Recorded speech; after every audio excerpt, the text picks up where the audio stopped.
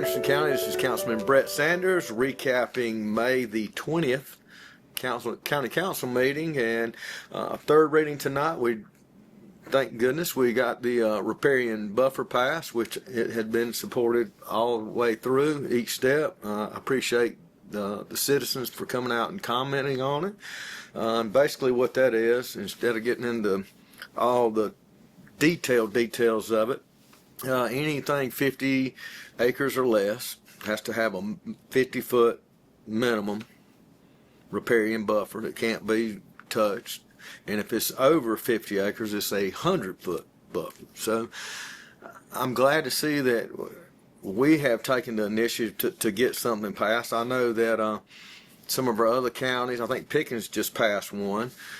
Greenville County, I think, still looking or working on some things, but you know what's sad about it, and I think you and I discussed, is I can spend all the money in the world behind my house in my creek over here, but if the neighbor up the street isn't doing anything, everything I'm doing is in vain. So I'd love to see all the people that got involved, that sent emails, that showed their support for it, to start putting some pressure on some of our upstream neighbors as well. And I'm sure we'll see some things progress with that. I know I'm not going to get into what Greenville or anyone else is doing, but I think we took a positive step in the right direction, and I'm glad to see that pass. Also, tonight we had a second reading on a ground lease for a new hangar, corporate hangar, to be built at the Anderson Regional Airport. The company that has there is actually at our airport now, and they have basically redone an older hangar. And the good thing is, I mean, the older hangar is nice. It's not going to be anything like the new one that they're building, but we got to reap those benefits of the investment that they put into that hangar, so that can be leased back out from the county, from the airport. And I think it's going to set a precedent or a bar for more people coming in, or more corporate hangars. I know that there was out there now, I think it was 82 people on a waiting list for a hangar.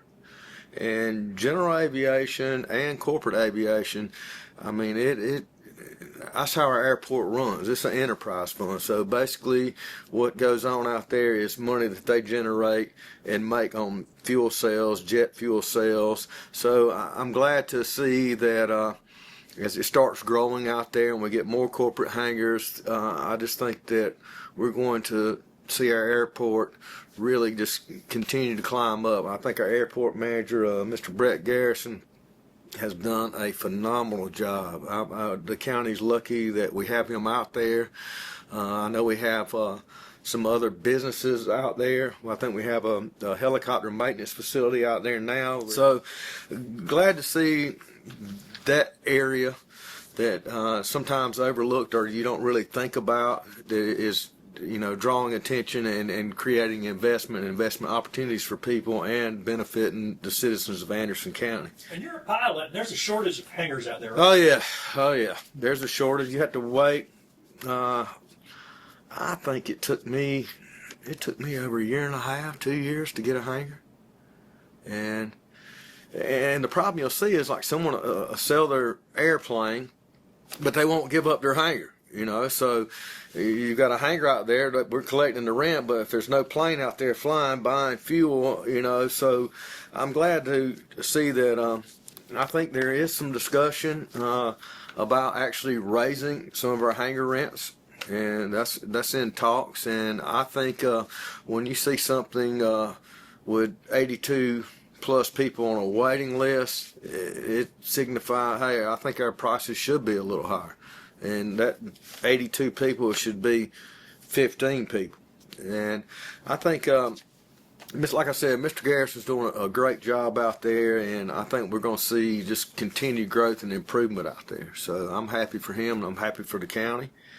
Also, tonight there was a small little tract of land we had off of Michelin Boulevard. I think it's 0.54 acres, and Tri-County Technical College had reached out, and they're wanting to access that property, I think, to do a retention pond. They're doing a maintenance facility for not a maintenance facility, but a mechanic school, diesel mechanics. And I know that in our fleet services, there's a shortage of mechanics, and that's one of the harder positions to fill.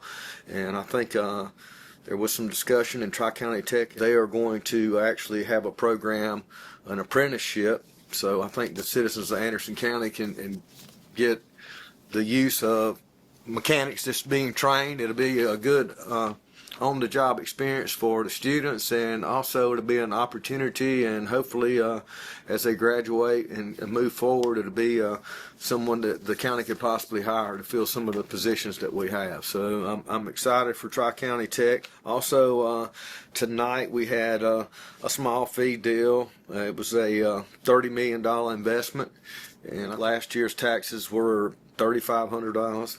First year's taxes is going to be over $85,000. So that's good to see. And there was, I think Heinz Company had actually purchased a facility. It's 400 and something thousand square feet. So glad to have them here. And I think although everything is utilized in that capacity, so that's always nice to see.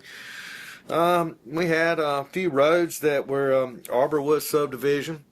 I think it was in District 6 that were brought under the county roads. We also had the ACTC, the Anderson County Transportation Committee, projects get submitted to there, and they vote on it. The members of that are appointed by the state. So there was a $2.5 million investment in almost 3 miles, 2.9 miles, and that was going to be from the Pickens County line to Three Bridges Road. There was from Denver Road to Highway 76, and also a section on US 29 to Beaverdam Road. So glad to see some well-needed paving going on. 2.9 miles is not a lot of paving, but $2.5 million or $1 million a mile basically. Glad to see some paving going.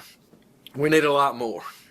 Also, that pretty much sums up tonight's meeting. I mean, it was, like I said, a fairly short meeting. Again, the riparian buffer passed, and it's nice to see that people get involved and educate themselves on issues and come in and present educated manner facts and things that the county needed to hear. I got to give props to our stormwater department, Mr. John Basson. He actually helped or wrote the ordinance, so he does a great job, and just glad to be part of Anderson County.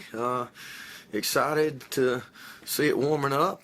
Just don't want it to get too hot, but everything's great, and it's a privilege and an honor to serve Anderson County and be here. Thank you.